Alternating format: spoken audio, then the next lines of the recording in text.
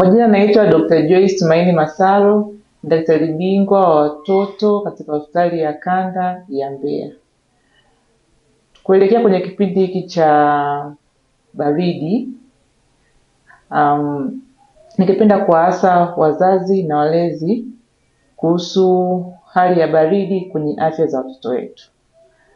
Baridi inaweza kusababisha shida kwa watoto mara nyingi, kwa sababu baridi inaweza trigger baadhi ya magonjwa ambayo watoto wanakuwa nayo, hasa wale watoto ambao wana shida ya pumu, ambayo inaweza kupelekea mtoto anaweza kupata vichomi ambavyo inaweza kumsababisha mtoto huyo akalazwa ili aweze kupata huduma zaidi. Hivyo basi, wakati wa baridi tunabidi tuzingatie watoto wetu wavae nguo ambazo zinahifadhi joto la mwili. Kama wanacheza nje, basi wavae nguo nzito, na kama wanakaa ndani, basi zingatia kwamba unawalinda.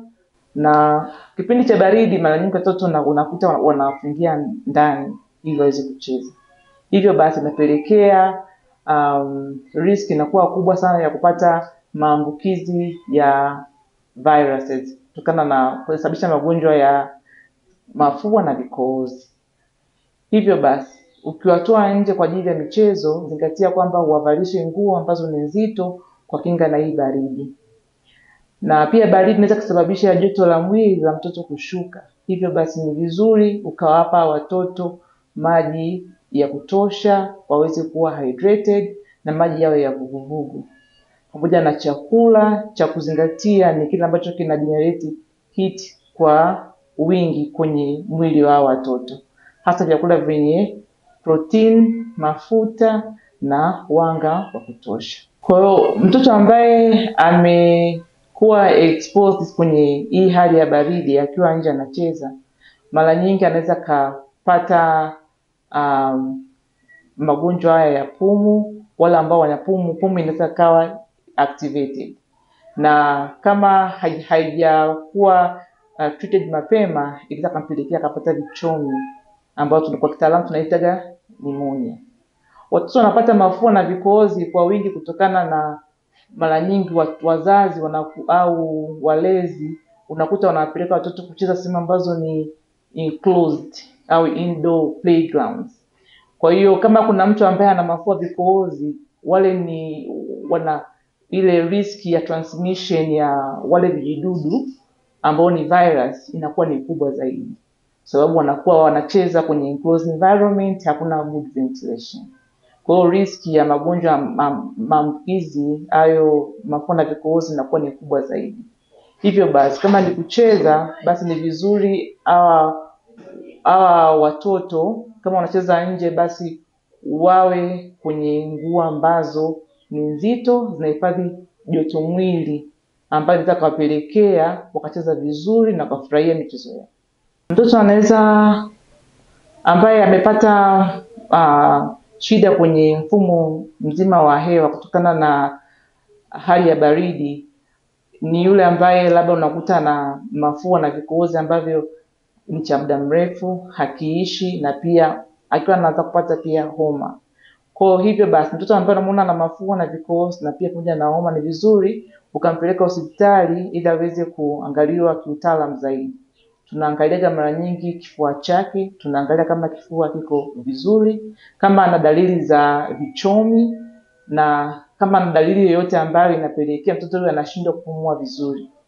Kwa hiyo mtoto kama huyu atahitaji labda msaada mwingine wa oxygen kwa ajili ya kumsaidia kwenye kupumua.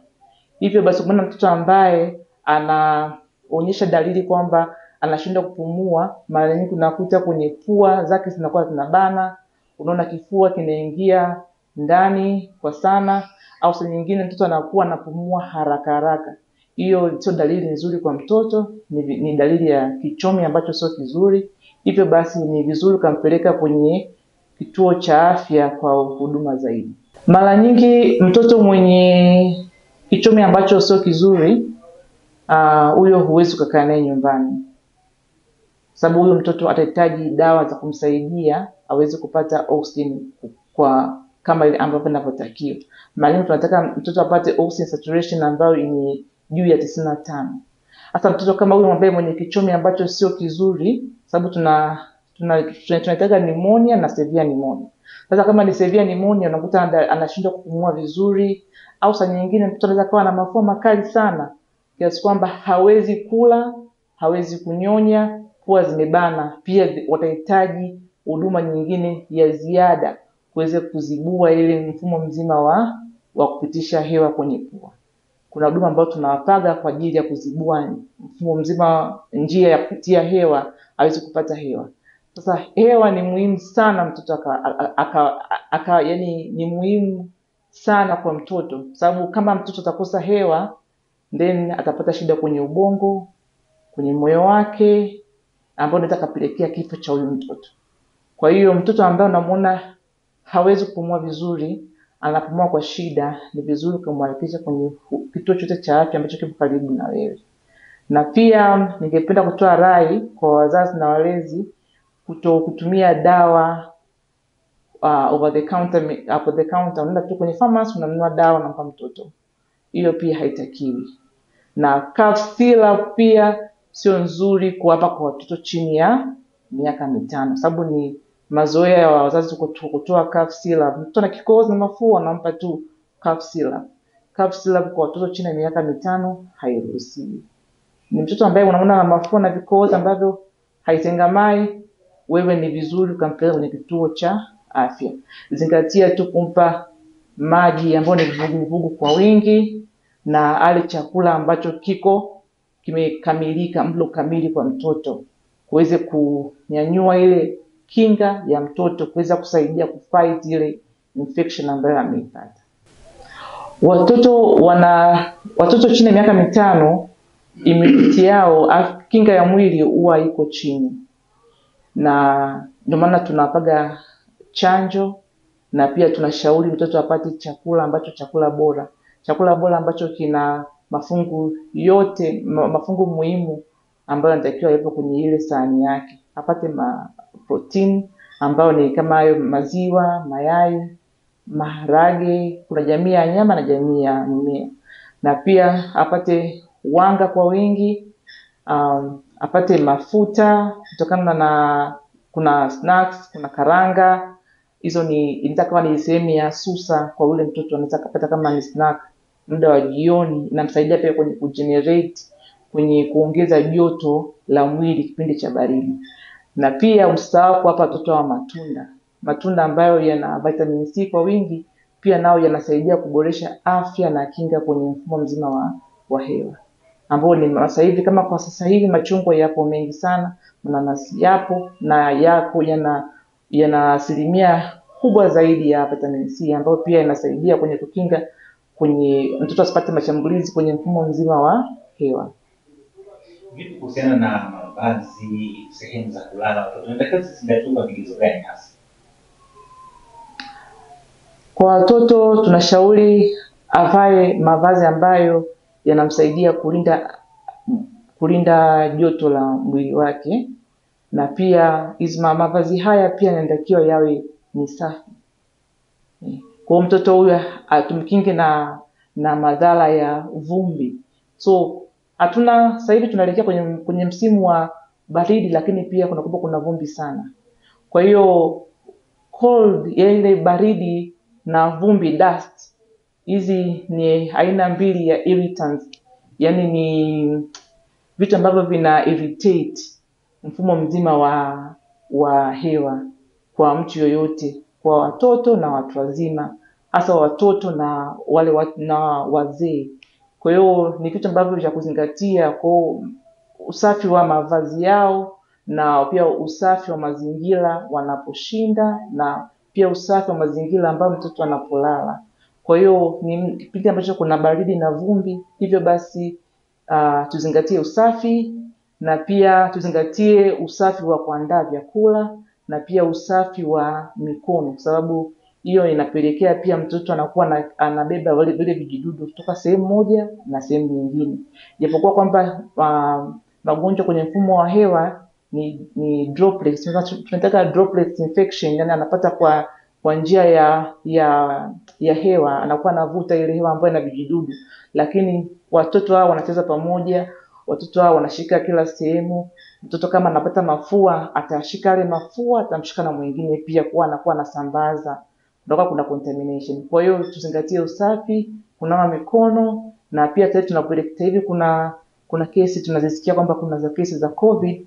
Hivyo basi tuzingatie kwenye kunawa mikono, to ensure kwamba mtoto anakuwa na good hand hygiene, na tuwafundishe watoto wetu waweze kujikinga na haya magonjwa ambayo ni ya mlipuko ambayo yanaendelea sasa hivi. Mara nyingi kesi ambazo tumeziona, watoto ambao wanapresent na COVID na mafua, tofauti inakuwa ni ndogo sana. Wote wanakuwa na mafua makali, wanakuwa na vichomi, wanakuwa na vikohozi, lakini muhimu hasa huwa tunatoka tu ile kumsaidia yule mtoto. Tunaishoa kwamba mtoto anapata dawa kwa ajili ya kumsaidia ile maumivu, dawa kwa ajili ya mafua, tunampa na maji ya kutosha kuweza kumhakikisha kwamba mtoto yuko hydrated, anakuwa na maji pia ya kutosha, sababu mara nyingi anakuwa na struggle sana kwenye kupumua. Kwa hiyo mtoto anapopumua kwa shida pia anakuwa na tend to lose body fluids. Kwa hiyo cha kuzingatia ni kwamba tu prevention, tujikinge jamani, tujikinge kwa usafi, na pia kama ni indoor activities basi make sure kwamba yale mazingira ni safi na salama, na pia mtoto lazima alindwe. Kwenye mazingira magumu, wale wa kijijini, ningeshauri kwamba mtoto avalishwe nguo za kutosha. Kama ni masweta, yawe masweta ambayo ni mazito. Na sishauri, mara nyingi utakuta familia wanatumia majiko ya mkaa kwa ajili ya kuleta joto kwenye nyumba. Hiyo nayo pia sio jambo zuri, kwa sababu mtoto anapata zile fumes za kwenye mkaa, ambayo ni tunaambiwa kuhusu tutumie energy safi kwenye kupikia. Kwa hiyo ile baadaye inapelekea mtoto anapata shida kwenye mfumo wa hewa, tunaita reactive airway disease. Mtoto anakuja anakoa, anakuwa na kikohozi ambacho hakimuishi kutokana tu na zile irritation na zile fumes ambazo anazipata kutoka kwenye ile ule mkaa ambao mama anautumia kupikia, na pia ule mkaa ambao mama anaweka pale ndani kwa ajili ya kuleta joto kwenye nyumba, ambayo pia sio nzuri kiafya. Hivyo basi ningependa kuwashauri tu waweze kuwapa watoto hawa, kama ni vimiminika ambavyo ni vina vuguvugu na vyakula ambavyo vinaleta joto kwa wingi, kama ni vyakula vyenye mafuta ya kutosha, fat ambayo ni nzuri, na protein na wanga, na pia nguo kwa ajili ya ambazo ni nzito za kuhifadhi joto la mwili. Ningependa kushauri jamii, mtoto ambaye anapata mafua au kikohozi, tusikimbilie kuwapa dawa ambazo ni antibiotic. Sababu mara nyingi mafua na vikohozi visababishi vikuu huwa ni vijidudu ambavyo tunasema ni virus. Sasa tunakimbilia mara nyingi tunapaga antibiotic, tunakuwa na wasiwasi. Unaweza kusema mwanangu ampata vichomi labda kutokana na bakteria. Kwa hiyo mara nyingi mafua na vikohozi tunatibu tu nyumbani. Mtoto anaambiwa kwamba unampa maji ya kutosha, unampa dawa kwa ajili ya kupunguza joto, lakini pia unampa vyakula ambavyo viko balanced, matunda kwa wingi, kuweza kuimarisha ile afya na kinga ya mwili wake. Kama mtoto unaona habadiliki baada ya kumpa vitu vyote hivi, ni vizuri ukaenda kwenye kituo cha afya, uonane na mtaalamu wa afya aweze kumwangalia yule mtoto. Kama kuna vinyemelea vya bakteria, hivyo basi ndio tutakavotoa hiyo antibiotic kwa ajili ya mtoto wako. Tusipende kutumia dawa tu za antibiotic kwa mafua na vikohozi kwa watoto wetu, sababu tunasababisha wadudu ambao watakuwa ni wako resistant, yani wanakuwa wanashindwa kurespond kwenye magonjwa hapo mbeleni mtoto kama atakuwa anaumwa. Naitwa Dr. Joyce Tumaini Masaro, daktari bingwa wa watoto katika hospitali ya Mbeya Zonal Referral Hospital.